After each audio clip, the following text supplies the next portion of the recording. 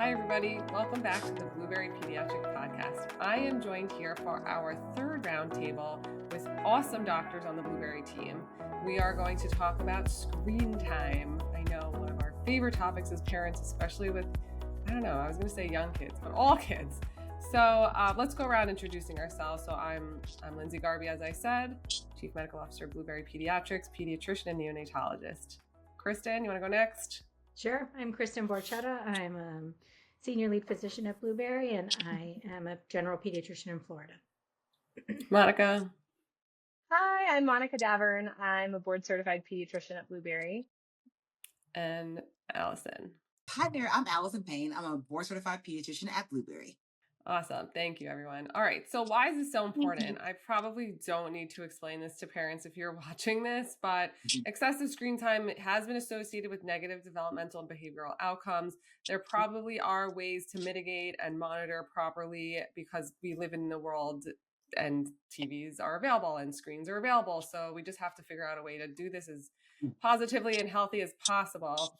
There are studies out there that do report that children who engage in more than 1 hour screen time per day are more likely to experience developmental vulnerabilities in areas such as physical health, social competence, emotional maturity, language and cognitive development, and communication skills.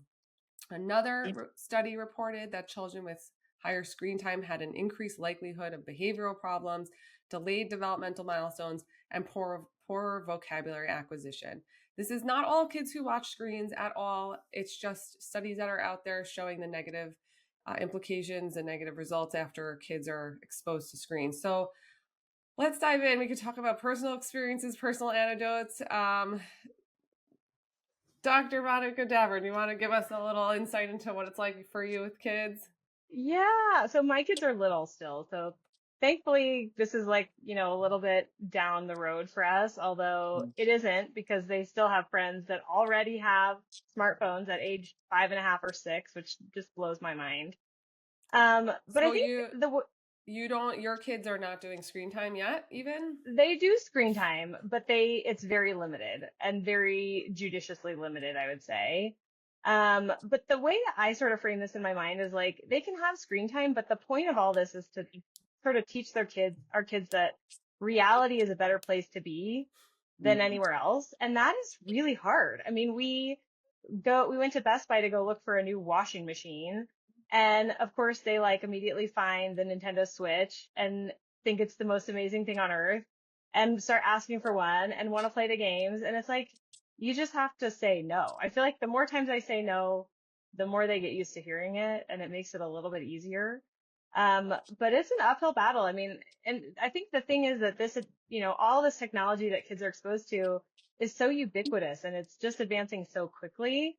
I think back to kind of what we were exposed to as kids, and it's just light years away from where we are now. So the struggle is real for sure. Absolutely. Allison, I see you nodding.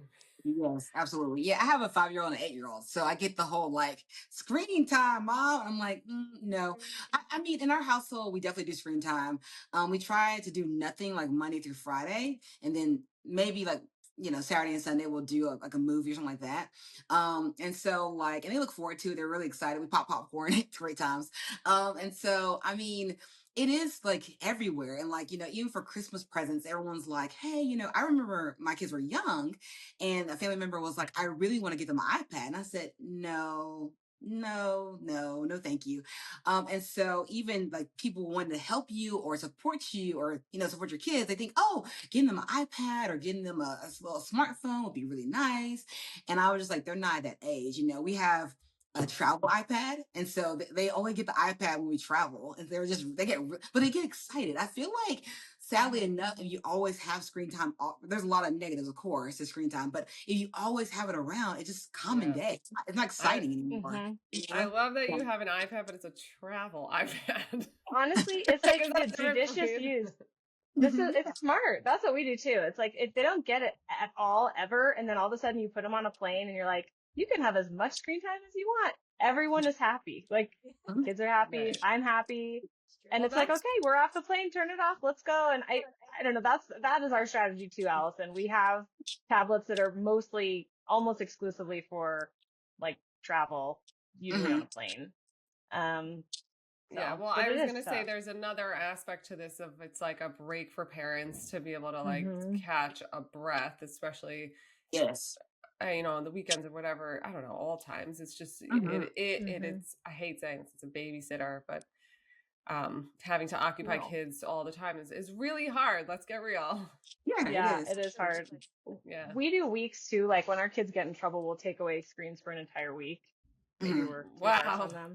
Wow. Yeah, we started doing it because our friends started doing it and it worked great for them. We were like, okay, but you take away the screens for a week and it turns into like the hardest week of parenting. For the first 48 hours, it's really hard. And then it gets easier after that because then they get used to not having, that time. Mhm. But it's hard. I think, I think it has to be sort of a thoughtful choice to use screens and how you're going to use them because there's also a ton of educational benefit and they're getting on screens at school, which I could get on a soapbox about some of that stuff, but I'll try Same. not to. Kristen, Yeah. what's your experience with it? Yeah, I just have one. She's almost 10, so a little older than you guys is, but I was super strict. No screen time until, I don't know, maybe 18 months, other than we did video chat with family. And then I used mine really smartly. Travel, dinner time, like while I was cooking, that was screen time. And I was really like careful about what shows I showed, all of that stuff. Now that she's older, I'm a little freer, but we still really focus on what quality of screen time we have. Like if she's Right. reading ebooks from the library, go for it. Use the Right. iPad. I don't care Right. on the library app. But like game time is still limited to about an hour a day, no more than that. So we're careful. And definitely we don't have a phone. We went the smartwatch when we need to contact her if she's at summer camp or whatever. And she knows she's not going to get a phone. She doesn't even ask for it because she knows, even though she does have two friends that have phones, which is crazy to me as a third grader. Yeah. Mhm. But I agree. I think it's really all about how you implement it, what they watch. And we did all of ours together. Like if she was watching it, I was watching it. And I knew exactly Right. what she was watching, what she was reading, what she was doing. And there was no, like, YouTube was broken in our house until she was like 9 because Yeah. I didn't want her on there. There's so much weird. I love that. Yeah. When we were growing up, our dad disconnected MTV. So MTV was sort of like broken, just like what you're saying. And it wasn't because it's like, how you could just press the remote, like back when we were kids, it was like you had to scan all the channels. So he somehow like jerry rigged it so it would skip MTV, but we knew the number. So we would just like type it in and then be able to watch it. And he was, oh my gosh, it was so funny. Like Well, Beavis and here's my Butthead. parenting pro tip. We typed in, like, we bookmarked, it was like youtube.com, but I took out a letter so it went to a broken link. And so that would automatically be what came up if she tried to go to it. Clever. And it would show, like, this website doesn't work. So We should Oh, change the that's title so good. of this to how to dupe your children. because when she did use it, like she had some friends who would watch it, and one day she went to her house and they used it. She kept wanting to watch, all those little weird like play with toys videos, and it's like really addictive. So you have to like take the break and just say like, we can't do this anymore. It's broken, and then she Right. thought about it. That was it. So, Yeah. I will say when my son was young, like, 3, 4, he wanted to watch a little bit of TV and that's fine, but he would get so mad when I turned it off. And I told him, I said, here's remote control. You could turn it off. And he was like, ah.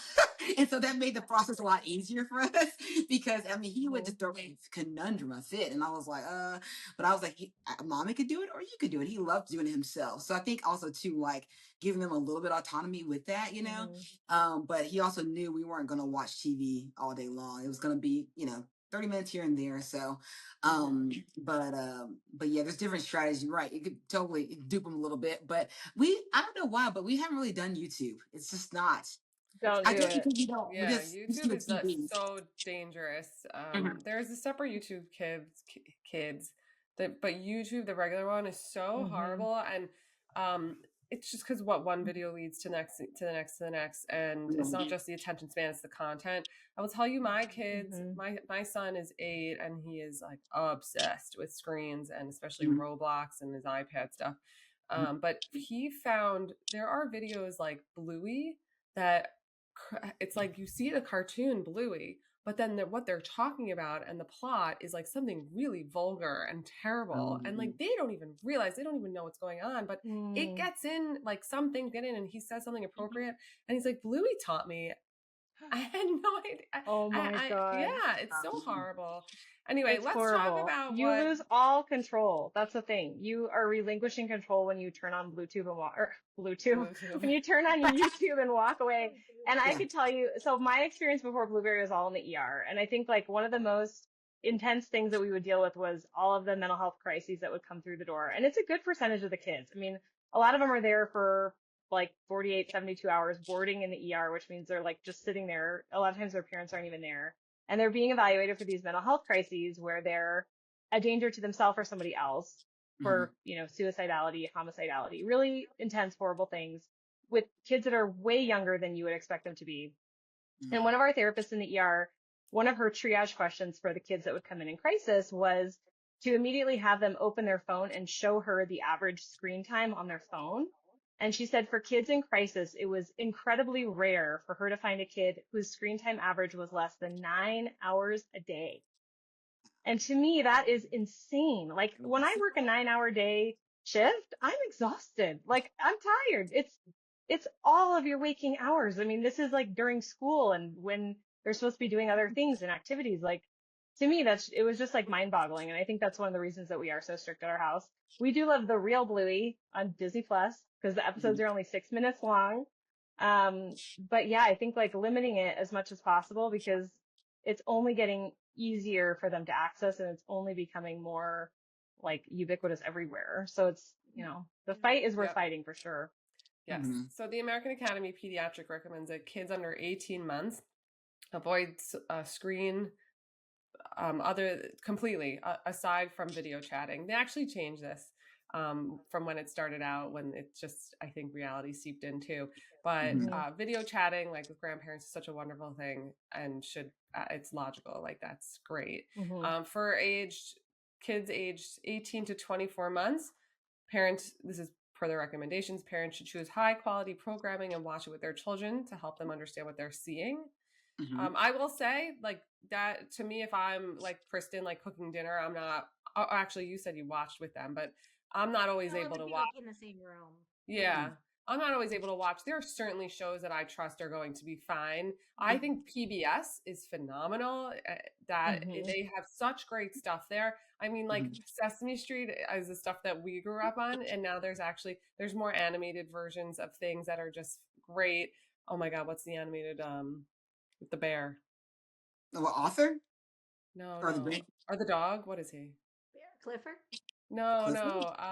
no. It's like it's He's got like little circle ears. Mr. Rogers' Neighborhood, but redone in the cartoon. Daniel Tiger. He's a tiger. Daniel Tiger. Yeah, the tiger. Daniel Tiger, I think, is awesome. Like they really have great programming.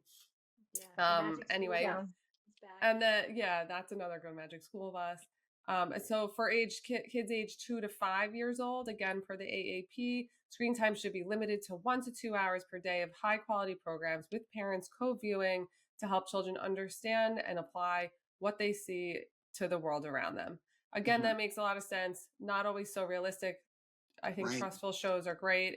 If you could work it in, I don't know. I think if you're going to be spending time with your kid and be able to sit with them, screens off. It's just much more quality interaction. Totally. You can be creative, have them use their brain.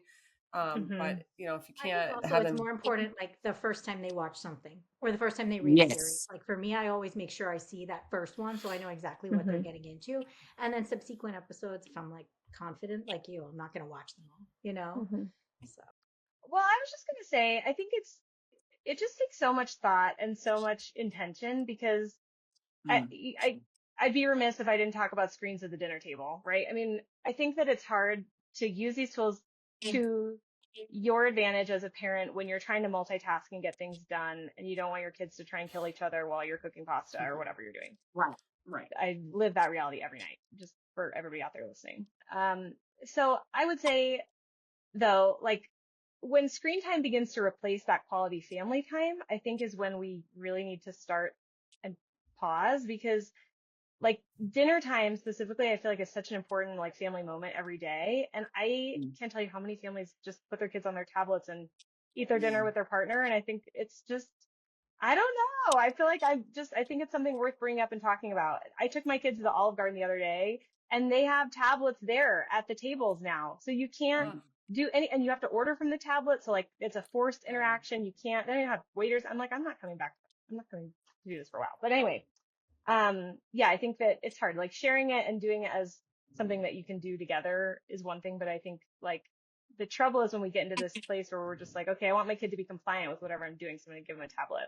You know? Yeah. Also, eating while you're watching, they're not realizing how much or what they're putting into their mouth because they're just not on Right. it. Yeah. And the hunger cues are not there either. It's just like, you know. So, and I agree with you. I feel like, you know, screen time has increased so much post pandemic just because like people are like my sister, she was forced to work at home, and then she also didn't have childcare for her, you know, 6-month-old, you know, and so like in her mind, she was like, okay, in order to keep you quiet, in order to do these things, mama's got to work. I got to get things done, you know, and so screen time was used, you know. And I think that's a lot of parents, a lot of people's lives where it's like, I feel like it's like, why did it go up so much after COVID? Is a lot of people were at home, you know, and so sadly enough, like the iPad is like a, you know, like a pacifier, you know, and it's used as such. So it's really, really difficult. But I find myself like with screen time too, with the kids, I might not be sitting with them, but it's like, let me fold some socks. Let me do something near you, you know, and like that way I'm around, you know, and they'll tell me if it's like, there's like, they'll gasp, but they hear something inappropriate because they know now they're older as well. But like, they know like what's something that's like, oh, they said what? And oh, we need to do something different. That's fine. We'll just switch the channel or switch the show, and that's fine too. But they understand too, but being in the vicinity, I think that I did too. I think there's also something to be said for like the type of programming nowadays. I don't know if you guys have noticed this, but I saw something the other day about like the difference between the TV that we watched when we were kids that was more similar to, you know, Daniel Tiger or Mr. Rogers, where everything happened very slowly. It was sort of like when you're talking to a toddler or talking to a baby, they are just processing everything very slowly. And now all of a sudden these programs for kids are like coming at you and fast forward. And there's so many transitions and there's so much going on and there's so much noise and so much color.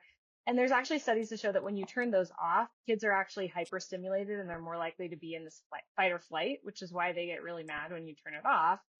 And they're sort of bored all of a sudden because they're like living in this, you know, hyper reality real world. Yeah. And so one strategy is, friends of mine will just put on, like, they only watch shows from, you know, 10 years ago or whatever. And they're available. I mean, what's that one? Handy Manny. My kids really like that one. It's like on Disney. It's really old, like the first digital animation that's in 3D, you know, from like the 2000s. I found they use more curse words or what we consider curse words now in the stuff that we watched when we were kids.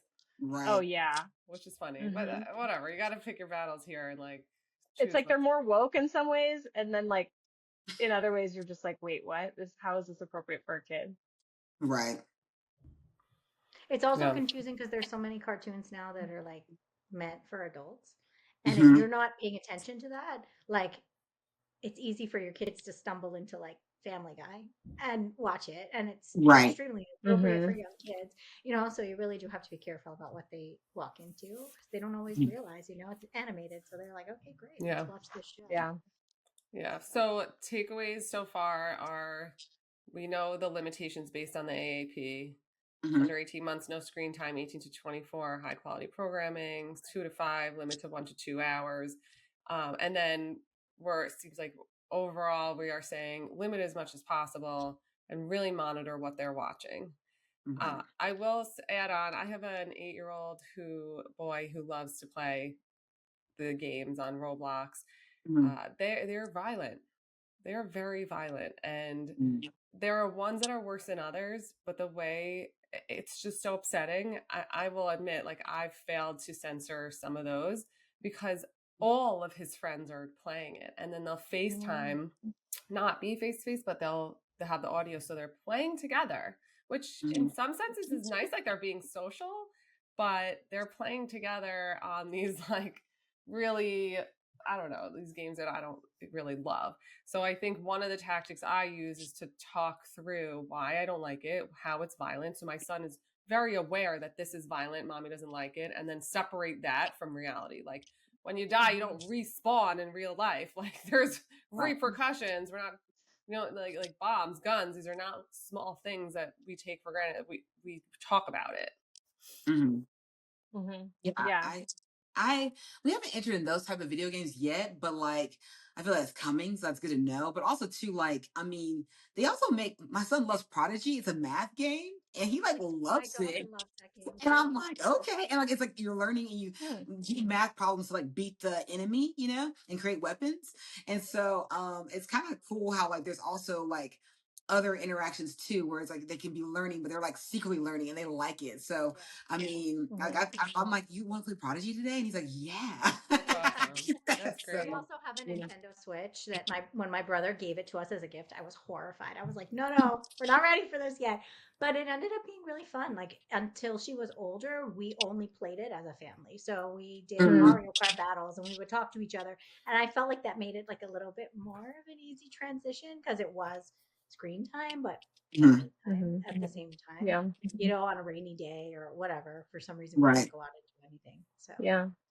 I think part of this too is like banding together with your kids' friends' parents a little bit. Like in our neighborhood, it's real, like everybody's talking like, oh my God, let's just hold out as long as we can. Maybe this we can segue into some of these like initiatives that are going on out there. But I think it matters so much because it's like all it takes is one person's mom to like kind of ruin it for all the other kids that their moms are hoping that they aren't getting exposed to this, because once that exposure happens, you can't really undo it. It makes it so hard. And all of a sudden you're sort of like the mean person for taking it away or for limiting it, when really we all should be limiting it. So it's just so sticky and so tough. But yeah, I don't know of initiatives for screen time stuff where it's like a social movement. It's more so that what I'm seeing is like the social media stuff and the social media, which we will absolutely do another podcast on because that is a loaded topic. But yeah, screen time, it's really tough though. I agree. If your friends have iPads and they're playing these games and they're grouping together on the FaceTime calls and or Messenger kids, whatever it is, that's another thing that you're allowing your kids to do. It's tough. You don't want them to feel excluded. It's really it's a fine line for sure.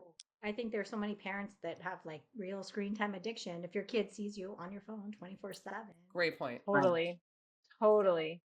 You have to really try to emulate. Like I find it's hard for me sometimes to put my phone down, but I make a point on the weekends that I like plug it in and we go and we leave it to make sure that I'm like eye to eye interacting and she sees that I don't have to be on it all the time either. So great point. All right, any like pressing matters or things that we didn't discuss yet that you think are great advice for parents? I think one other thing would be so if you're going to put limits on screen time, I would specifically add in, so you're going to limit meal times, you're going to limit hopefully the hour before bed. This is like a very common pediatrics question that we get around sleep and how come my kids aren't going to bed and why does my teenager want to stay up until midnight? And this is also like a whole other podcast topic, but an easy win is to just limit screen time for about 30 to 60 minutes before bed to allow kids time away from the screen to decompress and let those natural like rhythms kind of kick in and do their thing before bedtime. Awesome. Yeah, great point. There are also apps that help you to lock the iPad where you have to put in a code to allow them to use it, so it's not free reign. And there's an app that allows you to withhold them from switching screens once they're on a screen, and to monitor like amount of time. There are things out there to help parents navigate. Okay. Yeah, and one thing too, it's like, all right, I brought some props because what do you do without the screen time? So our favorite was the busy board. And so like, like this is like geared for like 4-year-olds, 3-year-olds, 5-year-olds. My son will still like play with it sometimes, but like just learning those simple fine motor skills. And then of course, any type of like coloring books and like even just Scrabble. And then I also like our favorite in the Payne household, just puzzles. So like, I mean, I feel like also too as a parent, we're like, well, what do? We don't have screen times or screen time's over, we can have dance parties, we can listen to music. We like kind of just bebop around the house. Sometimes we like wash dishes and we also do chores. So just remind yourself, like, even though they can't do as much anymore. It's like, no, I get scram, but like it's like giving them tasks. Like kids want to interact with you as possible. And one Saturday, my daughter was literally just playing with a pot of water, and I'm like, "Girl, okay." And like it's one of those moments where in their mind it's fun, so you can make anything kind of fun, and trying to avoid or reduce screen time can be kind of challenging, but trying to think of things to do. So yeah, getting outside, moving, because one of the other detriments to screen time is they're sedentary. So getting outside, moving, physical activity. Yeah.